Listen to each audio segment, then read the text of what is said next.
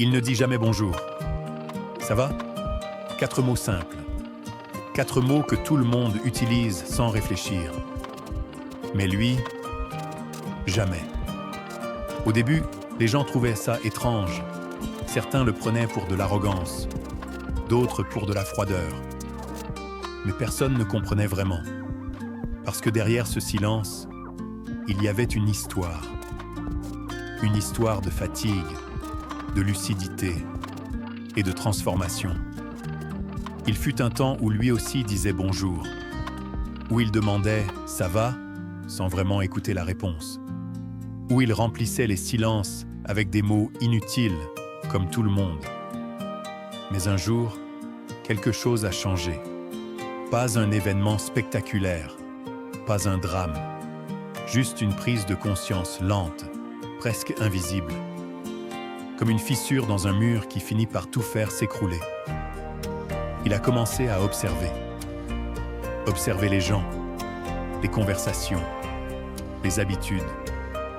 Il a remarqué que la plupart des mots échangés n'avaient aucune valeur. Des automatismes, des scripts sociaux, des phrases vides. Bonjour, ça va? Ouais, et toi? Ouais. Fin de la discussion. Rien de réel, rien de profond, rien de vivant. Alors il a arrêté, pas par mépris, pas par colère, mais par choix. Il a décidé que chaque mot devait avoir un poids, une intention, une vérité. Et le silence est devenu son allié. Au début, c'était inconfortable, pour les autres surtout. Le silence met les gens face à eux-mêmes. Et ça, peu le supportent. On lui disait « Tu pourrais au moins dire bonjour. T'es bizarre quand même. Fais un effort. » Mais il ne répondait pas, parce qu'il savait quelque chose que les autres ignoraient encore. Il savait que l'énergie est limitée, que l'attention est précieuse, et que gaspiller sa présence dans des interactions creuses, c'est se trahir soi-même. Alors il observait davantage. Il voyait les gens courir après la validation, parler pour combler un vide, sourire sans ressentir, poser des questions sans vouloir entendre les réponses. Et lui, il devenait différent, plus calme, plus centré, plus conscient. Il ne cherchait plus à être apprécié, il ne cherchait plus à plaire, il cherchait à être vrai. Et ça change tout. Parce que quand tu arrêtes de jouer un rôle, tu deviens libre. Libre de dire moins, mais de dire mieux. Libre d'écouter réellement. Libre de choisir tes interactions au lieu de les subir. Les gens ont commencé à changer leur regard sur lui. Certains se sont éloignés. Parce que son silence les dérangeait. Parce qu'il ne validait plus leur besoin constant d'attention. Mais d'autres se sont rapprochés. Ceux qui cherchaient quelque chose de plus profond. Ceux qui ressentaient que derrière ce calme, il y avait une force. Une force rare. Parce qu'il faut du courage pour ne pas suivre la masse. Il faut du courage pour se taire quand tout le monde parle. Il faut du courage pour être soi-même dans un monde qui récompense l'illusion. Il n'était pas devenu froid. Il était devenu lucide. Il ne rejetait pas les autres. Il refusait simplement le superficiel. Et un jour, quelqu'un lui a posé une vraie question. Pas « ça va ?» mais « pourquoi tu es comme ça ?» Et pour la première fois depuis longtemps, il a parlé. Il a expliqué que la plupart des gens vivent en pilote automatique, qu'ils parlent sans penser, qu'ils interagissent sans être présents. Il a dit que le silence lui avait appris plus que 1000 conversations, qu'il avait découvert qui il était vraiment, loin du bruit constant du monde. Il a dit que la paix ne se trouve pas dans les mots, mais dans la maîtrise de soi.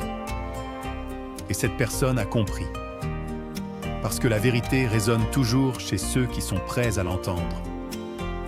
Le stoïcisme n'est pas une mode, ce n'est pas une posture, c'est une discipline. C'est apprendre à contrôler ce qui dépend de toi et à lâcher le reste. C'est comprendre que tu ne contrôles pas les autres, mais tu contrôles ta réaction. C'est refuser de gaspiller ton énergie dans des choses insignifiantes. Et surtout, c'est devenir inébranlable. Lui avait compris ça, sans livre au début, sans théorie, juste par l'observation et l'expérience. Il avait appris que le silence est une arme, pas pour blesser, mais pour se protéger. Il avait appris que parler moins, c'est penser plus, et que penser plus, c'est vivre mieux. Aujourd'hui, il ne dit toujours pas bonjour, et il ne demande toujours pas « ça va ?» Mais quand il parle, les gens écoutent, parce que chaque mot compte, chaque phrase a du sens, chaque silence aussi. Et si tu lis ça aujourd'hui, ce n'est pas un hasard. Peut-être que toi aussi tu ressens ce décalage. Peut-être que toi aussi, tu en as assez des conversations superficielles. Peut-être que toi aussi, tu veux plus de profondeur, plus de vérité, plus de contrôle sur ta vie. Alors écoute bien. Tu n'as pas besoin de suivre la foule. Tu n'as pas besoin de remplir le silence. Tu n'as pas besoin de parler pour exister. Travaille sur toi. Observe. Comprends. Maîtrise-toi. Et surtout, choisis tes mots comme tu choisis tes combats.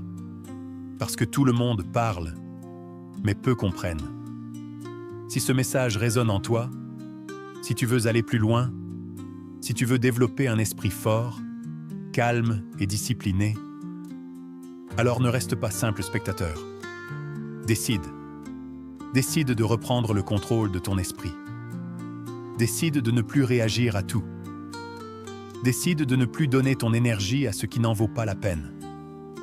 Le monde est bruyant. Le monde est rapide. Le monde veut ton attention, ton temps, ton émotion, à chaque seconde. Mais toi, tu peux choisir autre chose. Tu peux choisir la maîtrise. Tu peux choisir la clarté. Tu peux choisir la discipline. Parce qu'un esprit fort ne se construit pas par hasard. Il se forge dans le silence, dans la réflexion, dans la capacité à dire non. Même quand tout le monde dit oui.